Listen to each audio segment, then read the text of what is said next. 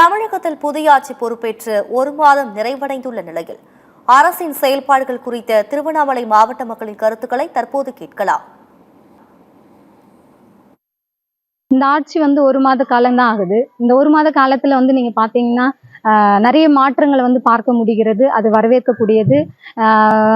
பொதுவா பார்த்தோம்னா மதுபான கடைகளை முதலமைச்சர் அமலுக்கு கொண்டு அதை எல்லாமே க்ளோஸ் பண்ணது வரவேற்கக்கூடியது.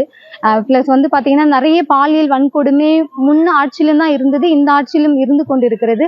ஆனால் இந்த ஆட்சியில என்ன மாற்றம்னு சொன்னா உடனடியாக அவர்களுக்கு தண்டனை பெற்று தரும்படியாக முதலமைச்சர் உத்தரவு போட்டது வரவேற்கக்கூடியதாக இருக்கிறது.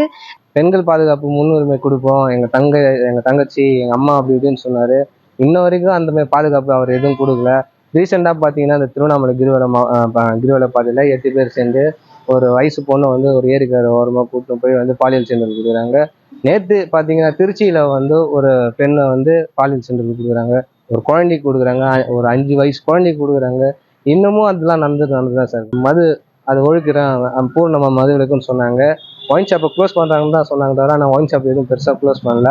அதனால மேபி வேணா அது வேணா அந்த எண்ணிக்கை வேணா குறையலாம் தவிர ஆனால் டிமாண்ட்லாம் அதிகமா தான் இருக்கு. அவர் ஆட்சியில நம்மளுக்கு தேவையானது எல்லாமே பண்றாரு.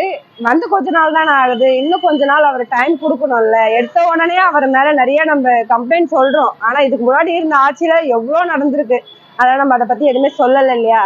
இப்ப நடந்த கொஞ்சம் விஷயத்த எடுத்துக்காட்டா எப்படி சொல்லணும்னா, ஒயின் ஷாப் ஒரு சில இடங்கள்ல மூடி இருக்காங்க, நிறைய இடங்கள்ல மூடல. ஆனா எல்லாரும் என்ன சொல்றாங்க, ஏன் இங்க மூடல, ஏன் அங்க மூடல. அவருக்கு தெரிஞ்ச இடத்துல அதிகமா ஒயின் ஷாப்ல எந்த இடத்துல குற்றம் அதெல்லாம் நடக்குதோ அங்கெல்லாம் மட்டும் பொதுவா மூடி இருக்காரு.